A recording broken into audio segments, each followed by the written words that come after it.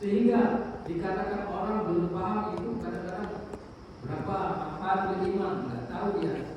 Tapi Allahu Akbar, dia sudah dahulu dimati. Dia jam 3 sudah bangun. Ini hakikatnya iman. Berbeda imannya lemah. Ada bisa rukun iman yakin kepada Allah lagi kepada Allah bisa dia menjalankan. Tetapi Allahu Akbar. Imannya lemah, dia tidak mampu melangkah kakinya untuk menuju panggilan Allah Subhanahu wa Ta'ala. Hadirin rahimakumullah, maka perkara iman ini sangat-sangat penting. Maka dikatakan belumlah sempurna iman seseorang ini sebelum hatinya lurus, dan belumlah lurus hati seseorang ini sebelumlah lisannya lurus. Dan lisan ini akan lurus manakala kita ini membicarakan perkara iman. Lisan kita ini membicarakan kebesaran Allah, bahwa sesungguhnya Allah Subhanahu wa Ta'ala yang menciptakan diri kita, Allah Subhanahu wa Ta'ala yang memelihara diri kita, Allah Subhanahu wa Ta'ala adalah yang memberi rezeki pada diri kita. Kita diciptakan oleh Allah Subhanahu wa Ta'ala, kita dipelihara oleh Allah Subhanahu wa Ta'ala, kita diberi rezeki oleh Allah Subhanahu wa Ta'ala, kita menghirup udaranya Allah Subhanahu wa Ta'ala, kita berjalan di buminya Allah, kita bernaung di bawah kolong langitnya Allah. Ini tertanam dalam hati kita, sehingga apabila ada perintah mudah untuk melaksanakan. Dia merasa diciptakan oleh Allah Subhanahu wa Ta'ala, dia merasa dipelihara oleh Allah Subhanahu wa Ta'ala, dia merasa diberi rezeki oleh Allah Subhanahu. Mudah untuk taat kepada Allah Subhanahu wa Ta'ala apabila rasa ini ada dalam hati kita. Kemudian hadirin rahimakumullah, manakala seseorang beriman ini dia yakin bahwa Allah Subhanahu wa Ta'ala ini Maha mendengar, maka ucapan-ucapan yang keluar dari hamba orang yang beriman ini kesambung berbatu. Ingat Allah. Bangun tidur, ingat Allah. Mau tidur, ingat Allah. Mau makan, ingat Allah. Inilah ucapan-ucapan yang keluar dari lisannya orang-orang yang beriman, karena dia yakin bahwa setiap ucapan itu didengar oleh Allah Subhanahu wa Ta'ala. Maka dia tidak akan berkata selain daripada kata-kata yang mengingatkan dirinya kepada Allah Subhanahu wa Ta'ala. Bahkan dia melihat segala sesuatu itu ingat kepada Allah. Lihat pohon, ingat yang menciptakan pohon.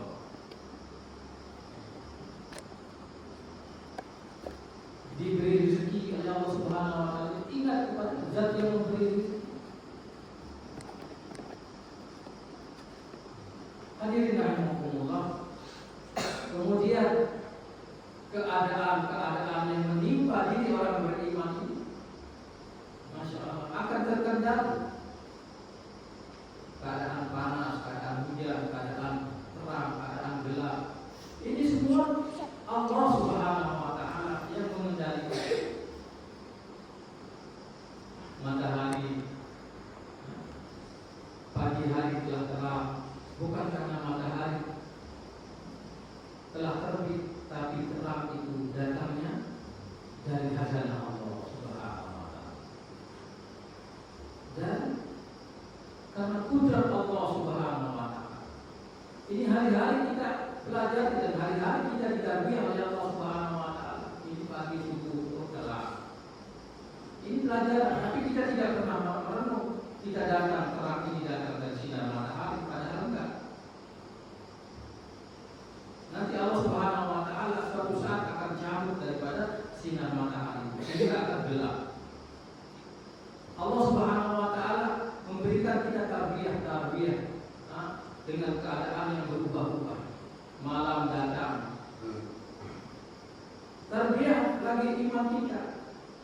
kalau tidak pernah belajar iman, malam datang karena matahari telah tenggelam. Maka kesitulah keyakinan kita pada Allah Subhanahu wa Ta'ala mampu memberi penerangan walaupun matahari telah tenggelam. Allah Subhanahu wa Ta'ala menciptakan surga, dan di surga itu terang. Dari mana datangnya terang di surga itu? Dari cahaya penghuni surga. Tidak ada matahari, tapi cahaya datang dari penghuni surga. Allah ciptakan neraka gelap, bukan neraka itu tidak menyala, bahkan neraka itu bergejolak apinya, tapi gelap. Kenapa? Gelapnya neraka itu karena datangnya dari amalan penghuni neraka itu. Hadirin rahimakumullah, orang yang beriman itu senantiasa merasa dirinya diawasi oleh Allah, diketahui oleh Allah Subhanahu wa Ta'ala, didengar oleh Allah Subhanahu wa Ta'ala, sehingga dia tidak berani melewati batasan-batasan yang telah ditentukan oleh Allah Subhanahu wa Ta'ala. Tidak berani bermaksiat dia, walaupun tidak dilihat oleh makhluk, tapi Allah Subhanahu wa Ta'ala melihat dia. Inilah yang tertanam di hati kepada orang-orang yang beriman, sehingga tidak berani bermaksiat. Maka hadirin rahimakumullah, untuk mendapatkan perkara ini kita perlu ada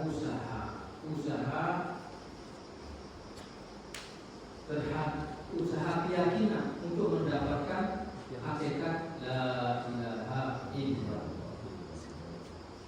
bahwa tidak ada satu apapun yang bisa apa-apa kecuali diabakan oleh Allah Subhanahu wa Ta'ala. Kita duduk di sini karena didudukkan oleh Allah Subhanahu wa Ta'ala. Kita berbicara karena dibicarakan oleh Allah. Kita hidup karena dihidupkan oleh Allah Subhanahu wa Ta'ala. Haka kita mau mati, kata orang tua kita, kalau tidak dimatikan oleh Allah Subhanahu wa Ta'ala, nggak mati-mati kita. Tapi orang hari ini takut mati. Saya banyak dengar, nanti dulu. Tapi hebat saya mendengar kata-kata dengan telinga saya sendiri kepada orang-orang yang telah biasa mujahadah, meluangkan waktunya di jalan Allah Subhanahu wa Ta'ala, minta mati gara-gara. Saya umur 55 mau mati, padahal di sana itu tidak ada umur yang di sana. Tapi heran orang-orang yang ada imannya ini, Masya Allah, siap mati. Karena apa, Masya Allah? Karena dia yakin bahwa kehidupan dan kematian itu hanya di Allah Subhanahu wa Ta'ala. Masya Allah. Maka hadirin rahimakumullah, manakala manusia mendapatkan perkara seperti itu, imannya tidak berubah dalam setiap keadaan seperti itu, maka mereka itulah orang-orang yang telah mendapatkan kesuksesan. Hadirin rahimakumullah, maka pentingnya untuk perkara ini tidak perlu lagi bicarakan perkara iman hari-hari, supaya lisan kita ini terbiasa dengan kata-kata iman, mengucapkan ucapan Allah, sehingga nanti di targetnya di akhir hayat kita itu mampu mengucapkan kalimat iman, mampu mengucapkan kalimat la ilaha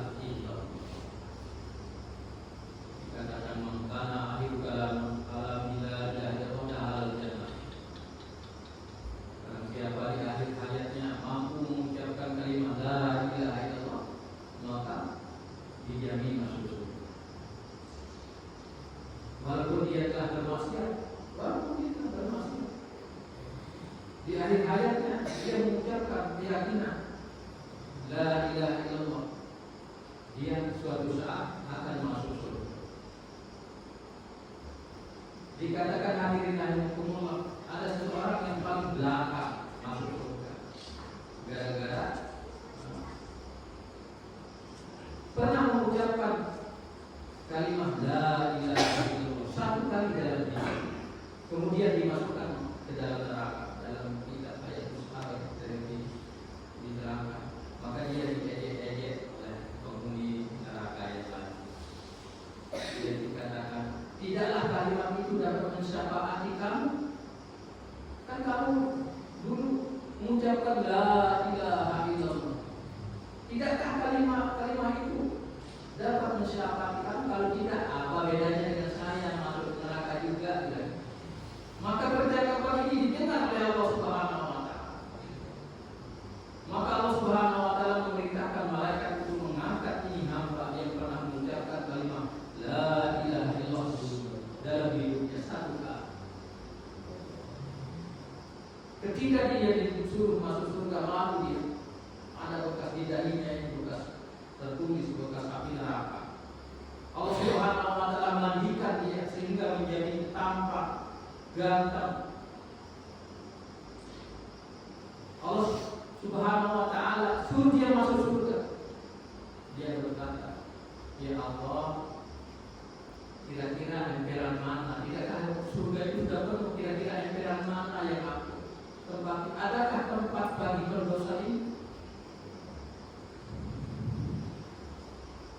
Yang sekali mengucapkan kalimat la ilaha illallah dalam hidup, membawa iman sekecil, paling kecil, maka Allah Subhanahu wa Ta'ala, wahai hambaku, tidak redakah engkau dengan kuberikan surga yang 10 kali lipat dunia beserta isinya? Ini nilai iman di sisi Allah Subhanahu wa Ta'ala 10 kali lipat dunia beserta isinya.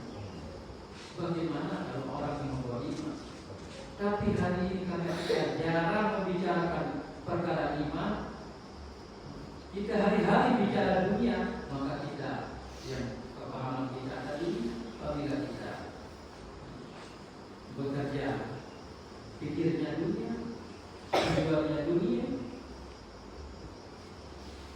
maka nilai iman itu kurang.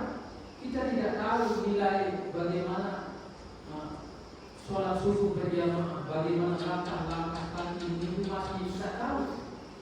Sementara langkah kita menuju kebun, tahu, oh sekian makan, menuju kantor sekian nilainya. Hadirin rahimakumullah, maka dikatakan raka'ataini qabla subuh khairun minad dunya wa ma fiha. 2 rakaat salat sunat sebelum subuh itu lebih baik daripada dunia beserta isinya.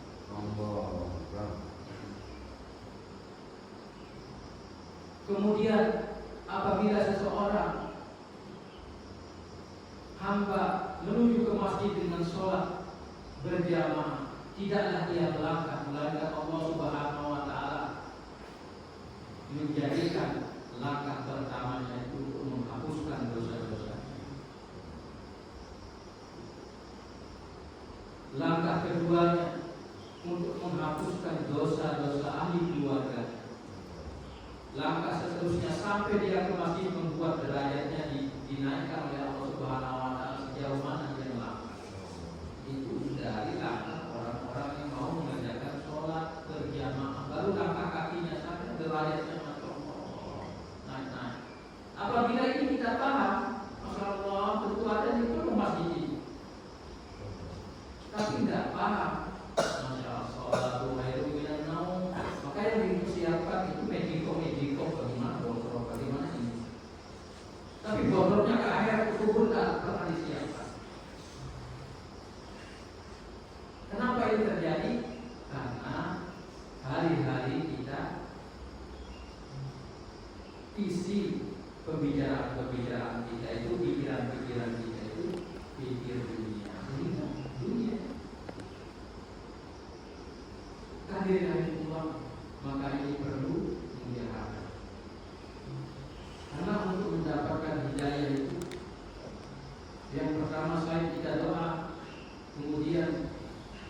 Yang kedua, banyak mengamalkan amalan-amalan sunnah.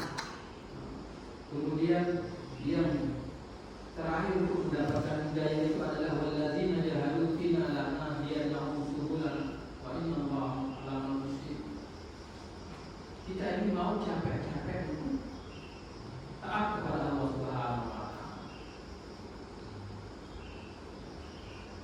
untuk mencari ridha Allah Subhanahu wa taala, perlu pengorbanan.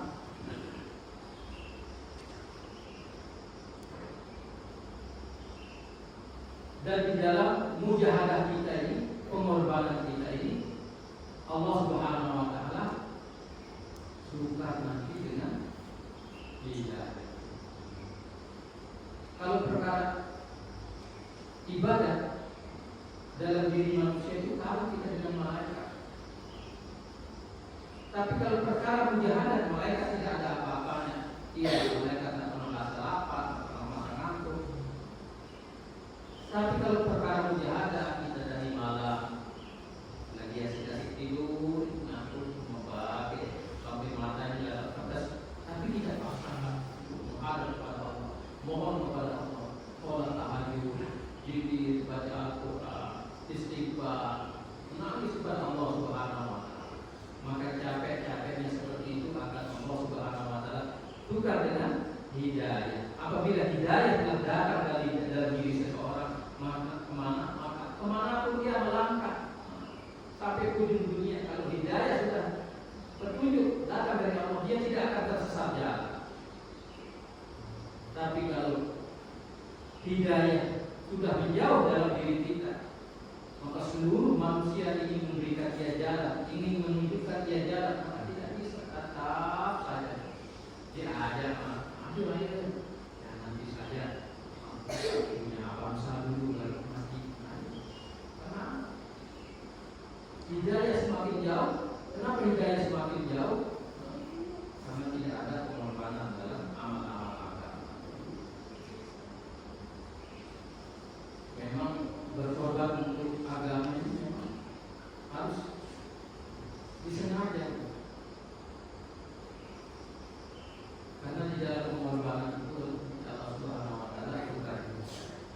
Hadirin rahimakumullah, maka satu-satunya cara untuk menghantarkan kita mencapai kebahagiaan dunia dan akhirat, berjumpa dengan Allah Subhanahu wa taala, hanya dengan cara yang telah ditujukan oleh Allah Subhanahu wa taala pada nabi kita, baginda Nabi Muhammad sallallahu alaihi wasallam. Kita mau berjumpa dengan Allah, maka satu-satunya jalan hanya mengikuti ajaran Nabi Muhammad sallallahu alaihi wasallam. Hadirin rahimakumullah, dengan mengikuti baginda cara hidup Nabi sallallahu alaihi wasallam ini, maka segala aktivitas kita ini akan bernilai juga. Kita bekerja, sambil ibadah, setiap keringat yang kita keluarkan itu ada hasilnya, berpahala. Dan di samping itu juga kita dapat duitnya. Apabila kita niatnya dari Indonesia, kita dapat duit aja tiap bulan berapa gajinya, tapi pahalanya tidak dapat. Karena apa? Niatnya tidak dicatat lebih dahulu. Kemudian mau tidur, karena kita ini tidur dengan cara yang telah dicontohkan oleh baginda Rasulullah, tidurnya dapat pahala, mau bekerja dapat pahala, mau makan dapat pahala. Segala aktivitas kita itu akan melebihi nilai ibadah. Inilah maksud firman Allah Subhanahu wa taala, wa ma khalaqtul jinna wal insa illa liya'budun. Kapan semua itu akan menjadi amal, akan menjadi ibadah, manakala kita mengikuti cara hidup baginda Nabi sallallahu alaihi wasallam. Itu ibadah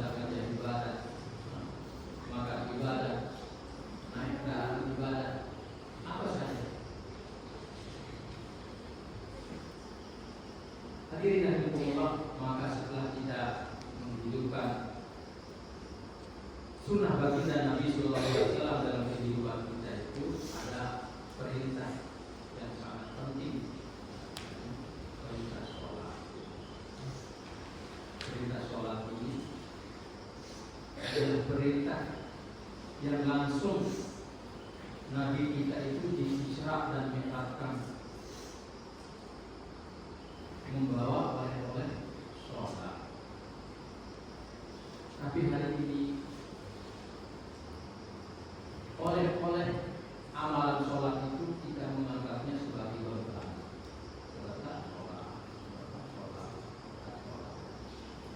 Tidak menganggapnya sebagai hadiah, sebagai rahmat. Ini adalah hadiah sebenarnya dari Allah Subhanahu wa Ta'ala untuk diri kita. Kita ingin berjumpa dengan Allah, berhubungan dengan Allah dengan sholat. Rasulullah di Isra dan Mi'rajkan berjumpa dengan Allah, maka umat baginda Nabi Sallallahu Alaihi Wasallam berhubungan dengan Allah Subhanahu Wa Taala melalui as-sholatul mustaqim, berhubungan dia dengan Allah Subhanahu Wa Taala.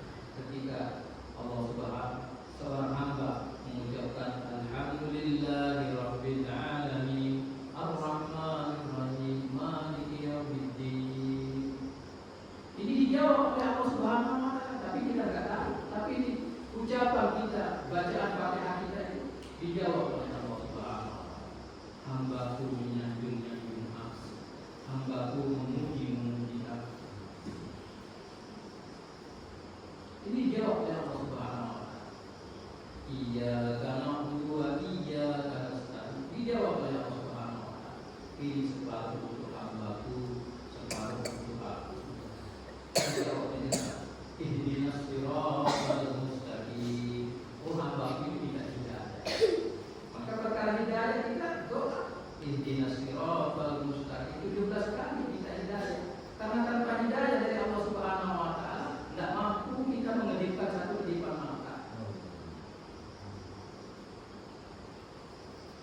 Tidak mampu kita berbicara satu kata tanpa lidah kita ini digerakkan oleh Allah Subhanahu Wa Taala. Tak mampu kita melangkahkan satu langkah kaki tanpa pertolongan Allah Subhanahu Wa Taala. Jadi gimana? Masya Allah, hati orang semua diserahkan kepada Allah. Tidak punya kekuatan sama sekali. Kita sholat, Allah yang menggerakkan diri kita, tangan kita, hati kita. Tapi pernah di atas sholat, belajar iman, meninggalkan dari rumah kita, berkorban dengan harta dan diri kita. Kedua, kita belajar iman, tasawuf, belajar tasawuf di Jawa. Jangan ngaku tasawuf kalau nggak pernah dibagi di pintu. Kalau masih suka marah, belum belajar tasawuf. Terus dibagi di pintu, astagfirullahaladzim, disambut dengan tukang masam, assalamualaikum, waalaikumsalam. Belajar tasawuf, belajar menata hati kita ini.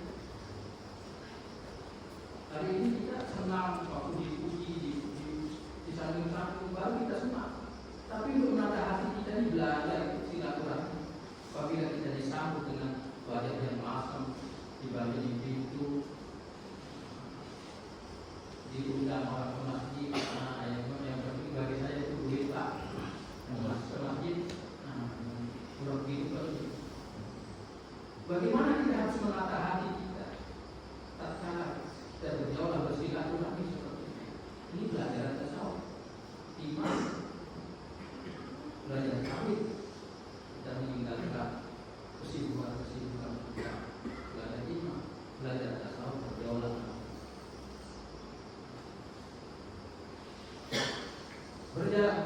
Belajar saya di mana? Di muzakarah. Bagaimana kita mengetahui syarat-syaratnya sholat? Bagaimana kita muzakarah? Ada sholat, ada semua dimuzakarahkan dalam 3 hari. Jadi cukup. Secara singkat ini belajar fikih, belajar usul, tasawuf dalam hidup. Sehingga dikatakan Qul in kuntum tuhibbunallaha fattabi'uni yuhibbukumullah yaghfir lakum dzunubakum wallahu ghafurur rahim. Sehingga kalau seseorang mengikuti cara hidupnya baginda Rasulullah SAW, Allah Subhanahu Wa Taala akan menjadikan kekasih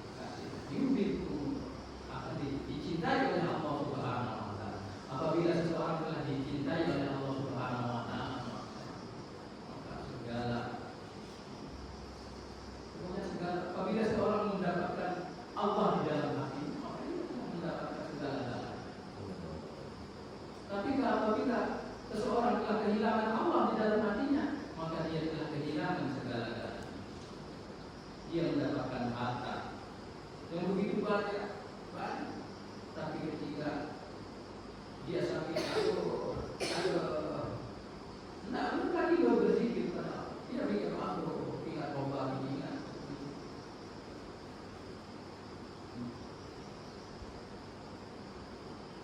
Nah ini hadirin rahimakumullah yang harus kita usahakan melalui hubungan baik dengan sholat. Kita mengerti maksud dan tujuan sholat ini, bagaimana sifat-sifat ketaatan di dalam sholat ini kita bawa dalam kehidupan kita sehari-hari, sehingga hati kita ini mudah nanti mengingat Allah Subhanahu wa Ta'ala.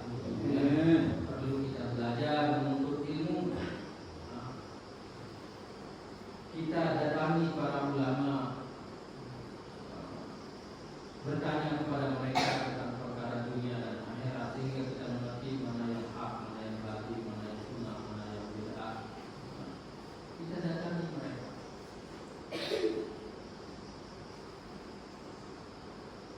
Kemudian ilmu yang kita miliki, yang sudah kita tanya daripada ulama ini, kita amalkan sehingga memudahkan hati kita itu mengingat Allah Subhanahu wa Ta'ala, mudah berzikir kepada Allah Subhanahu wa Ta'ala. Kemudian hadirin rahimakumullah, bagaimana dalam kehidupan kita sebagai makhluk sosial, tentunya kita tidak lepas satu sama lain, maka kita belajar bergaul dengan orang yang berbeda-beda wawasannya dengan membawa sifat mahabbah, kasih sayang dalam diri kita. Siapapun mereka, kita bergaul dengan berbeda, dengan membawa mahabbah, membawa pikir bagaimana saudara saya ini semuanya selamat dari azabnya Allah Subhanahu wa Ta'ala. Bagaimana saudara saya ini mau mengamalkan agamanya Allah Subhanahu wa Ta'ala. Bagaimana saudara-saudara saya ini semuanya masuk surga Allah Subhanahu wa Ta'ala. Ini kan pikirnya Rasulullah SAW mahabbah. Orang yang punya pikir untuk menyelamatkan umat, maka insya Allah dirinya akan diselamatkan, akan diberi hidayah oleh Allah Subhanahu wa Ta'ala. Hatta dikatakan, diceritakan dalam satu mafhum hadis yang sangat panjang, seorang berzina, wanita katanya belum berzina, tapi dia punya sifat mahabbah gara-gara dia memberi seekor anjing yang kehausan, sehingga terselamatlah anjing itu dari kematian. Ini yang dia miliki. Kerjanya berdosa, yang ditolongnya yang dikatakan binatang najis, tapi sifat mahabbah itu Allah Subhanahu wa Ta'ala berikan dia hidayah, sehingga wanita ini masuk surga karena punya sifat kasih sayang. Bagaimana seorang yang punya sifat mahabbah kepada manusia yang benar-benar memang manusia itu dimuliakan oleh Allah Subhanahu wa Ta'ala, maka tentu lebih wajib baginya untuk mendapatkan hidayah dari Allah Subhanahu wa Ta'ala. Hadirin rahimakumullah, bagaimana kita kata semuanya ini kita niatkan hanya mengharap redanya Allah Subhanahu wa Ta'ala. Kita tata terusnya, kita mulai beramal, di tengah beramal, di akhir beramal ini jangan sampai kita mengharapkan lain-lain selain daripada redanya Allah Subhanahu wa Ta'ala.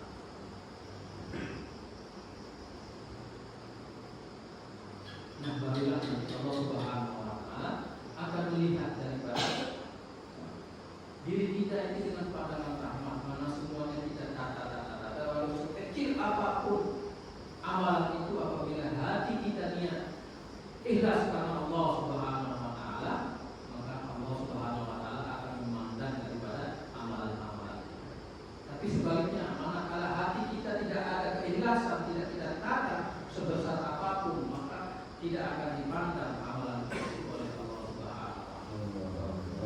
Maka perlu niat ikhlas. Kita duduk di sini saja, kalau kita niatnya ikhlas, maka akan dipandang oleh Allah Subhanahu wa Ta'ala dengan pandangan rahmat. Maka untuk itu hadirin rahimakumullah, kita perlu belajar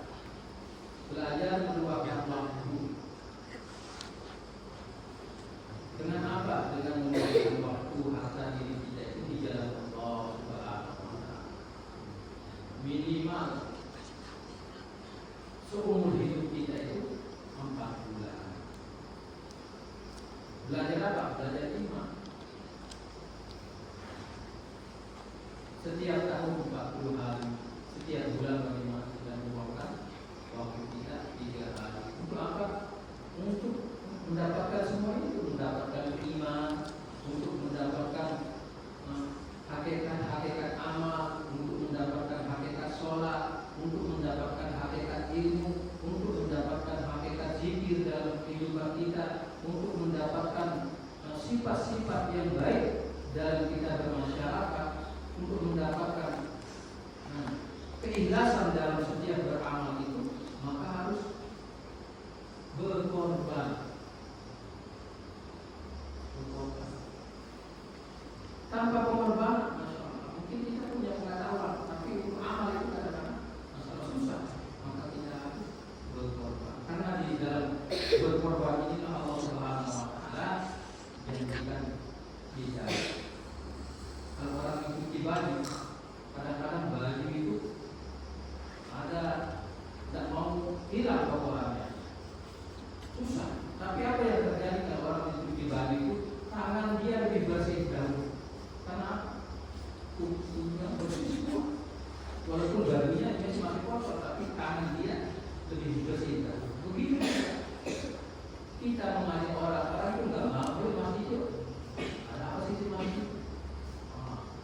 Bicara pentingnya iman dan amal soleh. Saya repot dulu. Lain kali aja ya. Walaupun orang itu tidak mau, nanti yang mengajarnya ini akan lebih dahulu diberi hidayah oleh Allah Subhanahu. Itulah hadirin, semua kita latihan seperti ini, kita berbicara seperti ini. Apa? Untuk mentarget hati kita masing-masing. Karena target kita dengan harapan Allah